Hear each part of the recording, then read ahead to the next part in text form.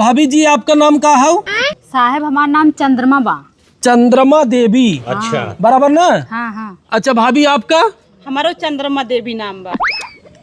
अरे साहब इनका चंद्रमा ना है नाम है, इनका नाम चनरमा बा। का हो? हे रड़ुआ हमारो चंद्रमा देवी नाम बा। ठीक है। अरे राड काटो तो हर चनरमा सब बोलावाला, हमें चंद्रमा कहाला। हमारो नाम साहिब चंद्रमा देवी है। हे साहब ऐसे ना फरियाई जाना, तू उम्र देख के बतावा। हाँ हाँ हाँ, उम्र से पता चल जाए कि के चंद्रमा देवी असली है कि नकली है। ठीक है। हाँ हाँ। अच्छा ये देखो वार्ड नंबर चंद्रमा देवी का झांकत है, सरकारी काम में दखल ना दे, जितना कहते उतना सुने। एक चंद्रमा देवी है उम्र 22 साल गांव टेंगना, दूसरा चंद्रमा देवी है उम्र 42 साल गांव टेंगना। ए साहब 22 साल वाला हमार नाम है। नहीं साहब हमारा है। तो 42 साल वाला के कर है? ये अंकर है। हे साहब इनके 6 गदेला बाटन, हमरे दुइये, हम 22 साल के ही 42 साल के बाटन। अरे यार पहले कंफर्म करत जा के 42 साल के बा के 22 साल के बा है। नहीं साहब झूठ बोलता है, हम 22 साल के ही। देखे में तो नहीं लागत जाना था दोनों जने यार 22 साल का हूँ। अरे साहब हमरे पहले लिखा तू, हम 22 साल के ही चनरमा। अरे ऐसे कैसे मान ले, पहले आधार कार्ड लिया जा। अरे साहब हमारा आधार कार्डवा हेराई गए बा।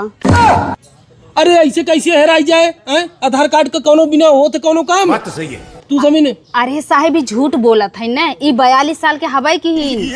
अच्छा काम कर भाभी, तू जा ले आओ अपन आधार कार्ड, तोहरे से पता चल जाए मन से एक तोहार निकल जाए, एक बच्चे जवन इनकर हो जाए। हाँ हाँ जा जा ले जावा। अरे मोरी माई अगर 42 साल हमरे पे निकल गई तब तो हमारे बढ़ा दी है उम्र। अरे नहीं साहब हमारा पतन कहाँ हिराई गेल बा।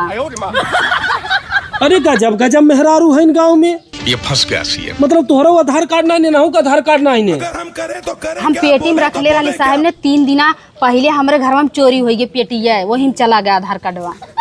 अरे साहब हमार मुँह काट दे। अच्छा अच्छा एक काम करो, रुको जरा, अब भाभी जी सबर करो। हमें लगा था ना तू 42 साल का हूँ, ये 22 साल के। हाँ। अरे नदी गाड़ू तोहरा फुटीबा दिखात ना आई बाटे, मैं तनी जवान है, हम 22 साल के है कि 42 साल के। ए भाऊजी तू 42 साल का हूँ, ये 22 साल के। अरे दहजरुक नाती हम 42 साल के दिखाते ही तो का, हम 22 साल के ही ए साहब हमरे पहले लिखा हम 22 साल के ही। अरे यार एकदम दिमाग खराब कर दिया यार, हम सरकारी काम झूठे सरवा दे दिया, निर्वाचन काट कर जा गाँव गाँव टहरा मेहरारू के समझाओ सरवा, हमारे एकदम खोपड़ी गर्म हो जाता है। हाँ जल्दी से हमारे लिख देने गड़बड़ाई जाए। ये देखा तू 42 साल का हूँ। हाँ अगर हमें 42 साल के बनैबा FIR करवा दे तोहरे ऊपर।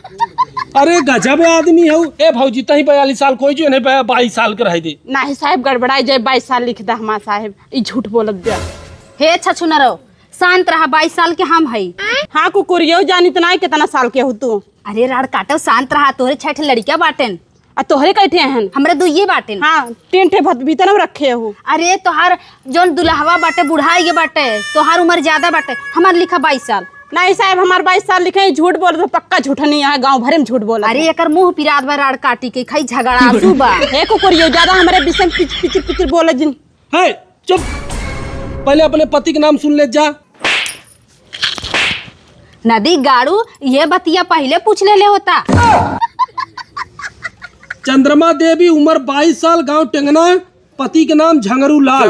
हाँ साहब हमारे यह है। हम तो पहले से कहते रहे भाऊजी तई 22 साल खोबे। हाँ यही एकदम जान खाता है, एक नंबर का झूठा नहीं है। हाँ दूसर का चंद्रमा देवी उम्र 42 साल गांव टेंगना, पति के नाम गोपी लाल।